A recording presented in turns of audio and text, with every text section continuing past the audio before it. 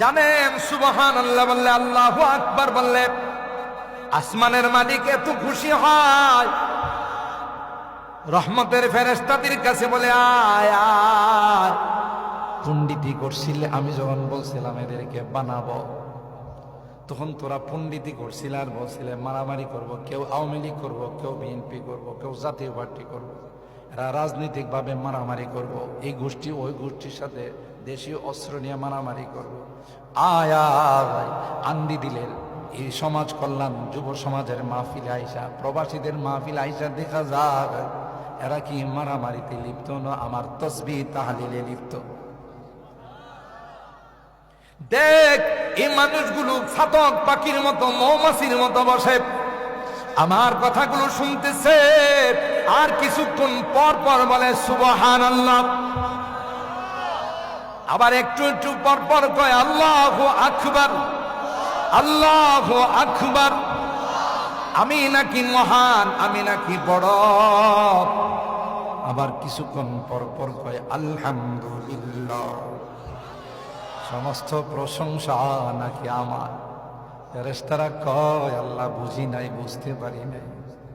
Surrender সুবহানাকা লা ইলমা লানা ইল্লা মা আল্লামতানা ইন্নাকা আনতাল আলিমুল হাকীম।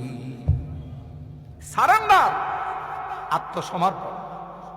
বুঝি নাই আল্লাহ এরা যে তোমার কোরআনের এত পাগল হবে, শীত কিছুই মানে নাই, না খাই বাড়ির থেকে দূর দিছে কোরআনের মহব্বত।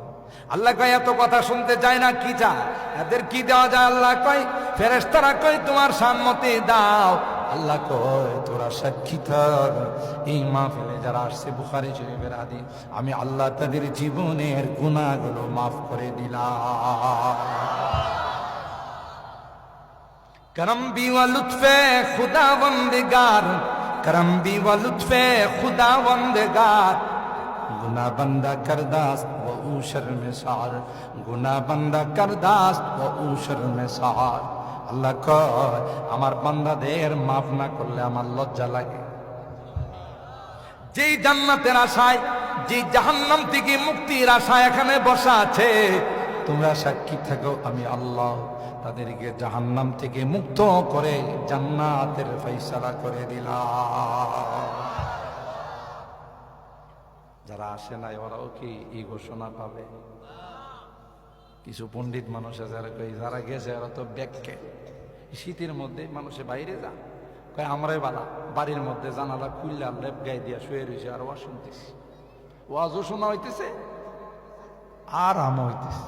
আচ্ছা এইভাবে যদি ওয়াজ শোনার সিস্টেম থাকতো তাহলে প্যান্ডেলের দরকার ছিল। এই আন্দিদিল দক্ষিণ পাড়া মানব কল্যাণ যুব সংগঠন প্রবাসীরা মিলে একটা মাইক সিএনজি দিয়ে পাঠায়, তারপর তো ভাই সব এক বিরাট ওয়াজ মাহফিলের আয়োজন করা হইয়াছে। আপনারা সবাই ঘরে বসে বসে লেপ গায়ে দিয়ে শুয়ে থাকবেন আর ওয়াজ শুনবেন,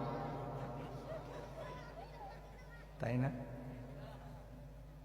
তাইলে আর এই প্যান্ডেলের কথা বলতো, স্থান কইতো, স্থান তো যার যার ঘরে ঘরে। আর বক্তারে কইতো হুজুর কোনো টেনশন করেন না, আপনি মেম্বারে বসেন আর পশ্চিম দিকে আল্লাহর নাম নিয়ে আওয়াজ করতে থাকেন, হাজার হাজার মানুষ শুনতেছে, ঠিক না?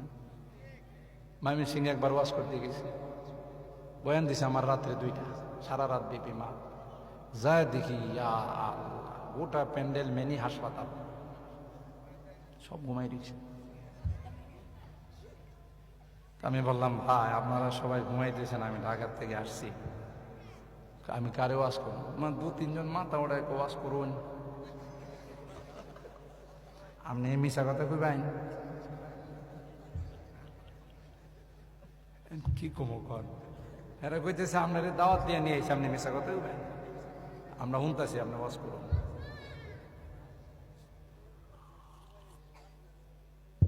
এগুলো সিনা বলছি না, সামনাসামনি বসলে কথা কলবে ঢোকে। जो बात दिल से निकलती है वो जरूर असर करती है। যে কথা দিল থেকে বের হয় আরেকটা দিলের মধ্যে যায় লাগে।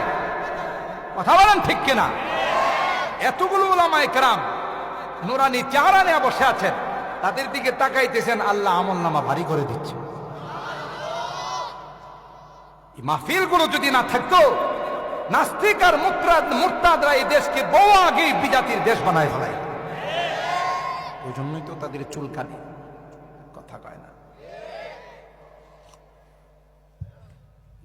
কোন কোন নেতা নেত্রীরা কয়, হায়রে কি যে দেশের মধ্যে হয়ে গেল, পুরা যুবকগুলো আগে যাত্রা বালা করতো, সার্কাস দেখাইতো, গানের আসর, বাউলা গান, আউলা গান, কথা কন ঠিক কিনা, লালন শিল্পী, কালন শিল্পী, এগুলোর সঙ্গীত গাইতো। এখন কোথাও এগুলো লাইট মারলেও পাওয়া যায় না, শুধু ওয়াজ আর ওয়াজ। সুবহানাল্লাহ।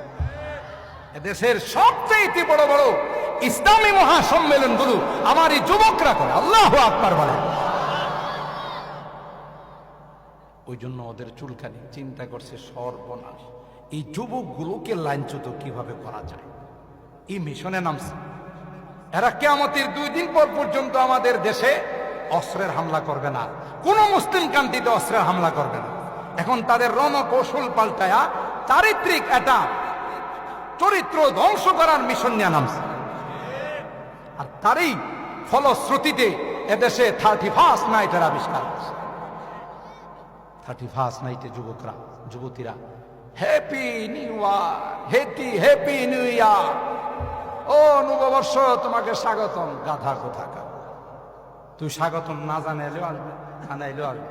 তোর একটা বছর কিভাবে গেছে তুই দেখ, তুই এটার স্বাগতম জানাস, নাচানাচি করে, লাফালাফি করে, মদ খাইয়া। কথা বলেন ঠিক কিনা? বিজাতির আবিষ্কার করছে। আজকে তো জানুয়ারি মাসে 30, কালকে 31, এরপর আরেকটা মাস আসতেছে, আরেকটা দিবস নিয়ে। এটার নাম হইল 14